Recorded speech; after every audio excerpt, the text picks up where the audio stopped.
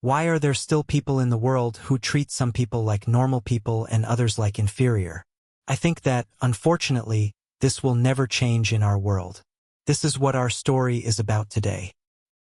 The murmur of anticipation filled the vast auditorium at one of Boston's most prestigious universities. Under the cool glow of overhead lights and the soft hum of the projector, dozens of first-year students filled the rows of seats, their whispered conversations blending with the occasional clack of notebook pages. Amid them sat Monica Redmond, a determined, first-year African-American student whose quiet confidence belied the pressure weighing on her small frame. Dressed modestly in formal attire that hinted at both pride and economical simplicity, Monica had earned her place through a coveted minority scholarship. Yet today, many in the room, and more importantly, two of her professors, doubted that her intellect could ever measure up to the exalted standards set by the institution.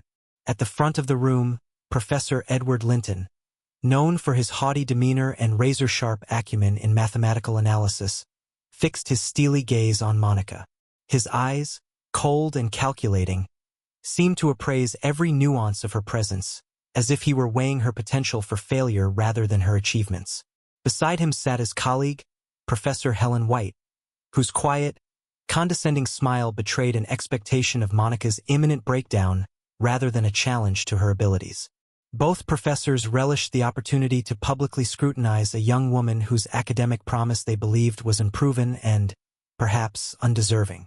As the lecture commenced, the sound of chalk screeching on the blackboard cut through the low murmur of student chatter. Professor Linton, with theatrical precision, began underlining a complex equation, a series of triple integrals interwoven with advanced mathematical notation that even some upperclassmen had found daunting in previous classes. The challenge seemed almost designed for humiliation, a gauntlet thrown at Monica's feet. The air was tinged with the aroma of coffee from thermos distributed among the jurors of academic critics, mingling with the scent of dry chalk and old textbooks, creating an atmosphere that was both scholarly and oppressively charged.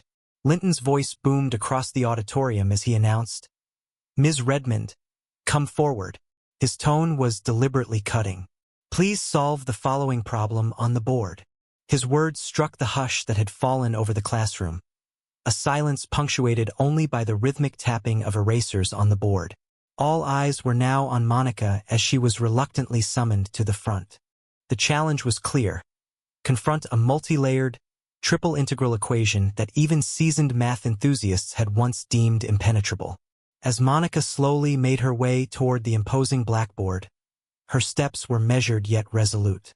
The whispers and occasional cynical chuckles of her classmates underscored the tension. Professor White's lips curled into a barely concealed smirk, as if she expected Monica to fumble and falter.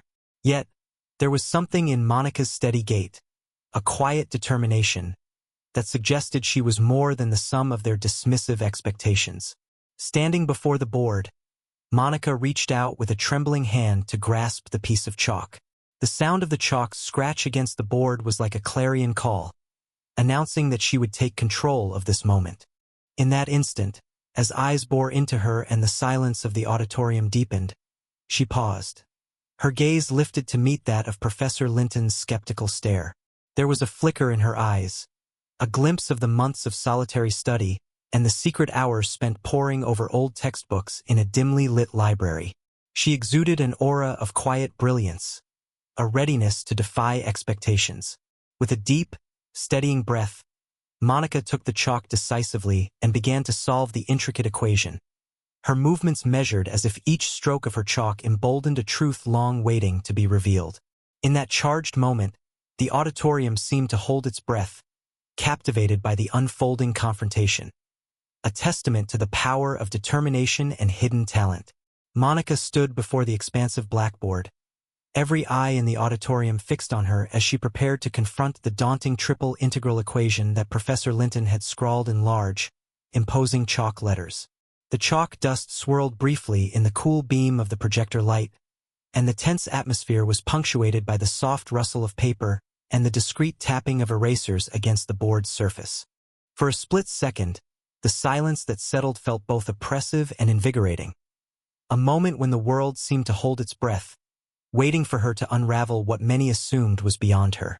Taking a deliberate breath, Monica steadied her hand and began her work. Her fingers, though slightly trembling at first, soon moved with an unanticipated fluidity across the board. She started by rewriting the equation in her own neat but precise notation, replacing elaborate integrals with simpler symbols that she had mastered through years of self-directed study. Every stroke of chalk was both a defiant act and a revelation. The meticulous care in her writing betrayed the countless hours spent at library tables, poring over dusty calculus tomes and advanced mathematical treatises. As she progressed, her method unfolded with clarity. Within 3 minutes, Monica had elegantly transformed the intimidating expression, a labyrinth of triple integrals intertwined with variables and limits, into a streamlined calculation. Her eyes shone with quiet intensity as she derived each step, using her own alternative method of optimization that had simplified the computation far beyond conventional approaches. With each solved fraction and neatly arranged term, she carved a path toward the solution, tracing the logic laid out in her memory of her self-taught regimen. From the back of the room, Professor Helen White observed with barely concealed skepticism.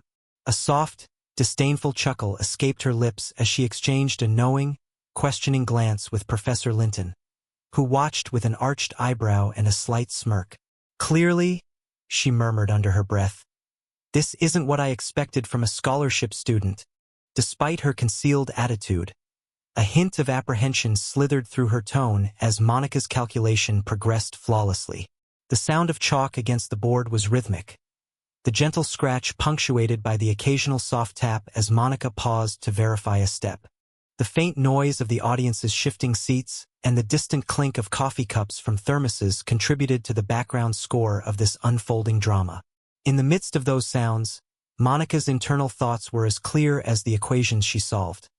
"I have worked for every moment leading up to this. Every late night, every self-study session. I will not let anyone define my worth." Her silent mantra echoed in her mind as she advanced to the next phase. As the solution of the triple integral came into view, murmurs spread among the students. Heads tilted in surprise, and even a few skeptical faces softened with awe. For many, this was the first time they truly saw the brilliance hidden behind Monica's quiet exterior. Noticing the growing intrigue, Professor Linton scrutinized her work but said nothing, while Professor White's mocking smile faltered perceptibly. Right as the admiration in the room began to swell, a new set of equations appeared on the board. A second, even more challenging problem, intricately related yet far more complex. A palpable tension swept through the auditorium. This was the moment where her resolve would be tested further. With a slight, determined nod, Monica set her previous work aside momentarily and raised her hand to signal that she was ready to tackle the next equation. The classroom quieted further, and the impressive display of her calm competence promised that what lay ahead would be as captivating as the first demonstration. Monica's chalk continued to fly across the board with an almost poetic precision. As she reached a particularly knotty segment of the problem, she paused for a heartbeat, then, with a steely glint in her eye, began to outline her unique method of optimization. Instead of following the standard procedure outlined in textbooks, she started by decomposing the integral's complicated structure into several manageable parts, a technique she had painstakingly developed on her own. Her handwriting was immaculate, each symbol and variable drawn with deliberate care. With a sweeping flourish, she overrode the conventional approach by introducing a novel substitution that simplified the domain of integration. Her method transformed the triple integral into an expression that, although unconventional, promised a far clearer path to the solution. As she worked, she quietly muttered in a steady cadence, "I've been perfecting this since I was 12. Every restless night in the library, every scrap of knowledge absorbed from old calculus volumes." In that moment, the room grew even quieter. The familiar screech of chalk on the board, the detailed diagrams forming beneath Monica's skilled hand, and the soft tapping of erasers became the only soundtrack. The projector's feeble light illuminated intricate notations that no standard syllabus had ever revealed to her peers. Every formula and step was punctuated by her subtle inclusion of concepts from Stokes Theorem, which she had adroitly applied to bridge the gap in the computation. A masterstroke that left the audience momentarily breathless. Professor Linton's confident facade began to crumble visibly as he leaned forward with furrowed brows, his smirk replaced by a look of growing uncertainty. His eyes darted rapidly between Monica's work and his notes, as though trying to reconcile this unfamiliar method with his own rigorous academic standards. Across the front, Professor White's face, once smugly self-assured, now betrayed a subtle worry. Her polite smile faltered as she squinted at the board, her mind racing to catch up. A few students in the back exchanged amazed whispers. "Did you see that deduction?" And, "She's rewriting the entire method on her own." The very atmosphere in the auditorium shifted, as if the air itself held its breath in awe of Monica's brilliance. The layered complexity of the problem was yet no match for the force of her acute mind and years of secret mastering. With every stroke, she dismantled one obstacle after another with elegant efficiency, reducing an equation that had stumped even seniors to a much simpler, almost aesthetically pleasing form. At one pivotal juncture, when it seemed that the entire audience was suspended in a state of reverent silence, Monica paused. Her eyes briefly closed as if to savor the clarity of her thought, then opened with renewed intensity. She prepared to reveal the final, crucial part of her optimized method, a calculation that would, she believed, settle the matter once and for all. The tension in the room was nearly tangible. Each spectator, every professor, and all the scribbling reporters hanging on that suspended moment. Professor Linton shifted uncomfortably in his seat, his previously unshakable confidence now clearly waning. In that charged silence, even the steady tick of the clock seemed magnified, marking the seconds until Monica's next move. Her poised fingers hovered over the board, ready to articulate the revolutionary step that had been honed through years of self-study, determination, and moments of quiet rebellion against expectations. The murmurs from the audience were subdued whispers of astonishment and anticipation, all waiting to see if this self-taught prodigy would truly defy the established order. And then, just as the final stroke was about to be made that would complete her alternative solution, the room held its breath. The next moment promised the revelation of a method not found in textbooks, a technique born from hardship, relentless curiosity, and a fierce will to succeed. A hushed silence settled over the auditorium as Monica finished the final steps of her alternative solution. For a long moment, no one moved, every eye, from the skeptical gaze of Professor Linton to the once disdainful smirk of Professor White, now shone with a mixture of astonishment and quiet respect. The air felt charged with a palpable sense of transformation, as if the very fabric of the lecture hall had shifted with the intensity of Monica's demonstration. Taking a measured breath, Monica slowly stepped away from the board, her chalk-stained fingers a testament to the arduous hours of solitary study that had brought her to this climactic moment. In the ensuing silence, she addressed the class not with additional equations, but with a personal revelation that would change the narrative entirely. "Before today," Monica began, her voice soft yet carrying a quiet authority, "I found myself wondering if I would ever be taken seriously in a place like this. I spent countless nights in the dusty corners of our university library, poring over old textbooks and research papers. I taught myself calculus from the age of 12, often by borrowing faded books from my local community center. There was a time long ago when I won a regional mathematics contest, a victory that to many might seem insignificant. But it meant everything to me. It taught me that persistence in the pursuit of knowledge is the key to overcoming every prejudiced assumption." Her words fell like gentle rain on dry ground. The room softened perceptibly. Students, once furtively whispering and casting doubtful glances, now listened with rapt attention. Even the professors exchanged glances. Professor Linton's stern frown now held a trace of humility, and Professor White looked inwardly abashed as she absorbed Monica's heartfelt confession. A murmur of approval began to rise, echoing from the back of the hall as a senior student clapped quietly. Emboldened by the support, Monica continued, "I never allowed anyone to decide my worth for me. Every challenge I faced, every sneer and every dismissive remark, fueled my desire to learn more and prove that passion can defy expectations. I share this with you not to boast, but to remind us all that the pursuit of knowledge is a journey taken one brave step at a time." At that moment, the door at the back of the lecture hall creaked open and a distinguished-looking figure, clearly a member of the academic administration, stepped through. It was Dean Robert Hastings, whose eyes had been following the proceedings with a keen interest. His expression was thoughtful, and after a brief pause, he walked purposefully toward the podium. "Ms. Redmond," Dean Hastings began, his tone both measured and warm, "what you have demonstrated today goes beyond the mastery of a mathematical challenge. It is a testament to resilience, self-education, and the transformative power of dedication.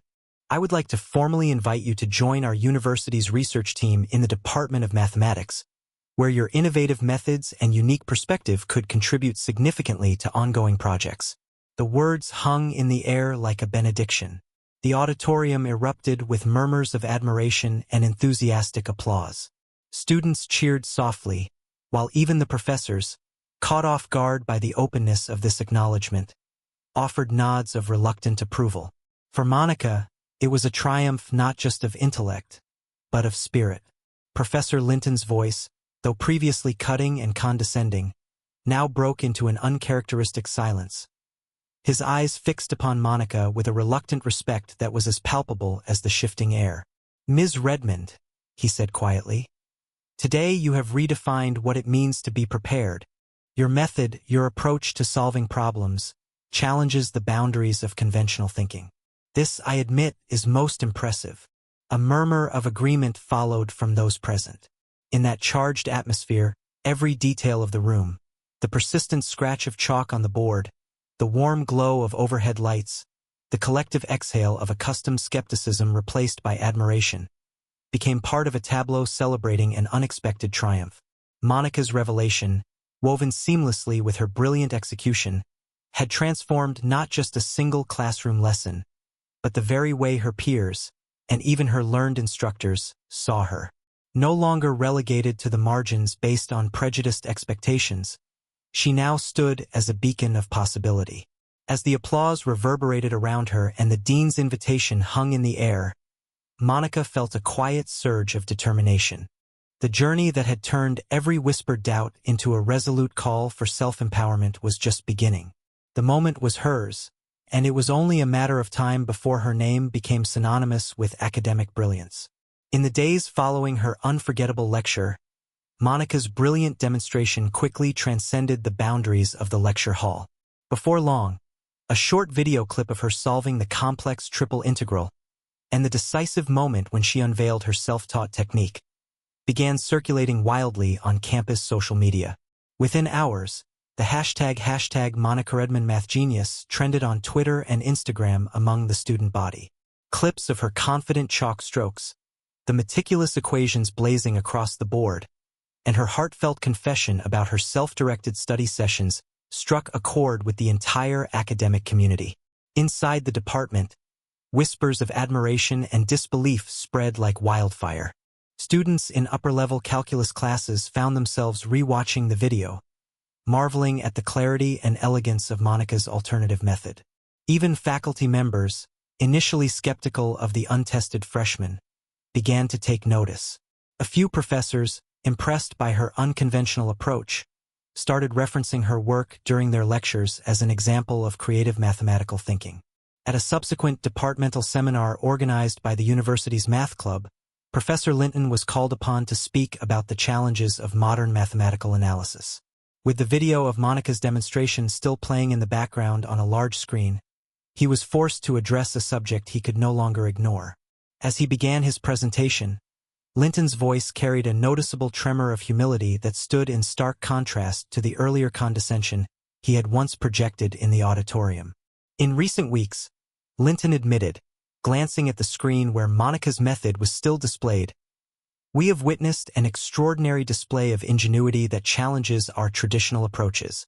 Ms. Redmond, though new to our university, has exhibited a mastery of techniques that not only simplifies complex integrals, but also introduces innovative problem-solving strategies. It is a clear reminder that brilliance can emerge from even the most unanticipated places." His words, measured and reflective, drew a round of surprised applause from both students and faculty. The dean, who had quietly attended the seminar, later approached Monica with an offer that would redefine her role at the university. "Monica," he said warmly, "we would be honored for you to join our research group in mathematical sciences. Your innovative methods and unique insights have the potential to contribute significantly to our projects." The invitation, extended in hushed tones and accompanied by enthusiastic nods from other professors, signaled that Monica's talent was now recognized beyond the walls of that fateful classroom. Over the next few days, campus news outlets picked up Monica's story. Her rise from a young, undereducated freshman to a celebrated problem solver became a symbol of determination and the transformative power of self-education.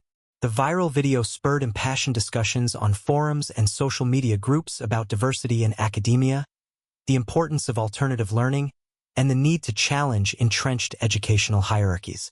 Every department, from mathematics to the humanities, found in her narrative a fierce example of breaking barriers.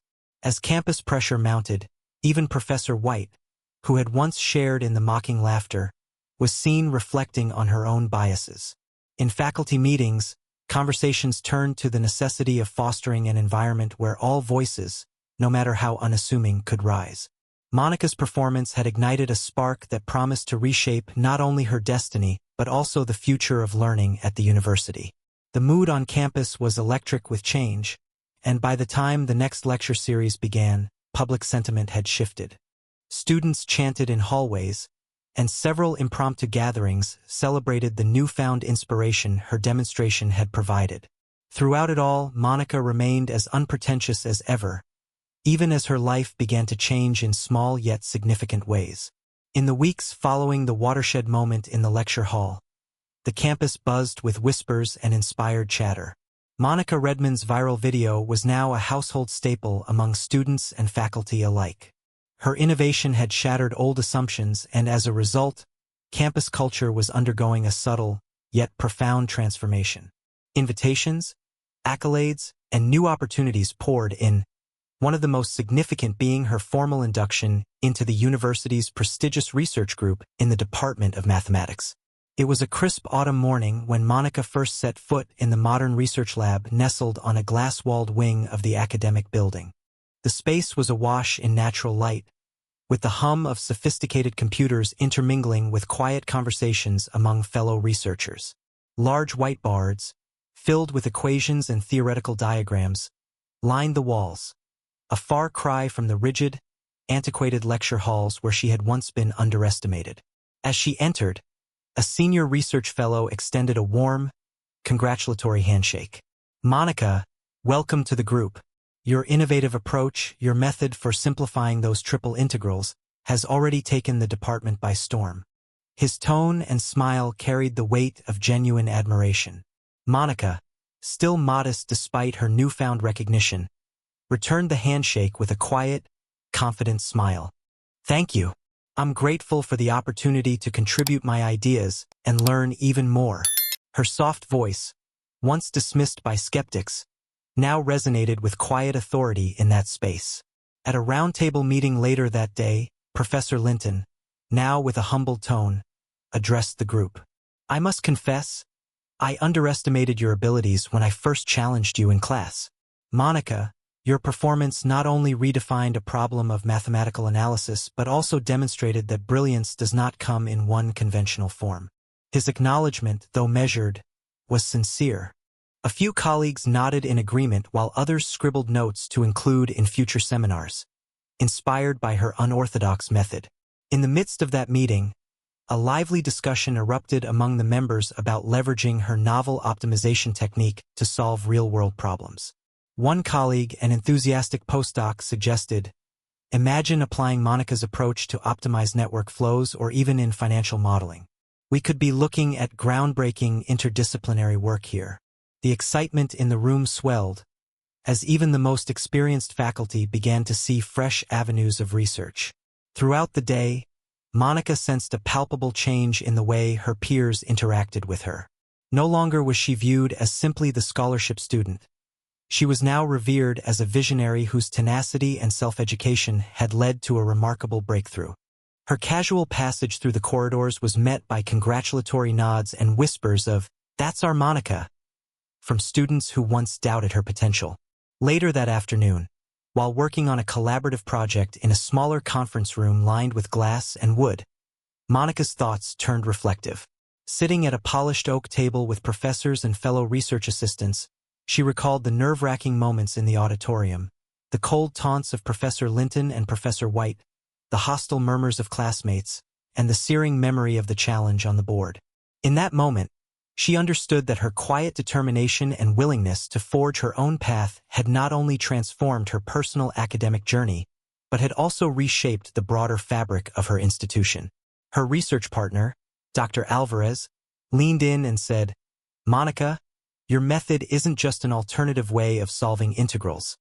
It's a testament to the power of self-belief and ingenuity. It's inspiring every time I think about how you turned a moment of adversity into an opportunity for growth." Monica's eyes glistened with quiet emotion as she responded, "I only did what I felt was right, and I've been driven by the conviction that knowledge is the true equalizer. Every challenge is an opportunity to learn, and to prove to ourselves that we're capable of so much more than others might expect." Across the table, a younger student shyly asked, "How did you keep going when everything seemed against you?" Monica paused thoughtfully before replying, "Sometimes, the only voice that matters is the one inside you that tells you to keep pushing forward even when others doubt you. I learned that every obstacle is a lesson in disguise." The day drew to a close with a celebratory informal reception in a nearby campus lounge. The ambience was warm and festive. Lights twinkled softly overhead, and laughter, mixed with animated discussions on new research possibilities, filled the air. Monica, at the center of this newfound camaraderie, felt both relieved and empowered. She had not only secured a place in the research group, but had also redefined her identity among her peers. As the reception wound down, many students took selfies and recorded snippets of conversations praising her achievement. Professors chatted about revising the curriculum to include more innovative problem-solving techniques inspired by her approach. The campus, once riddled with narrow expectations, was now slowly becoming a community that celebrated diverse forms of brilliance. In that transformative atmosphere, Monica felt a quiet surge of purpose. The journey from that tense auditorium in Boston to this moment of academic and personal triumph had been long and arduous, but it was a journey that empowered her to still push boundaries. Her triumph was not just a personal victory. It was a beacon of hope for every student who had ever felt the sting of underestimation. I hope you enjoyed this story. Leave a comment, sharing your thoughts about it. Don't forget to like the video and subscribe to the channel so you won't miss new and equally exciting stories. See you in the next video.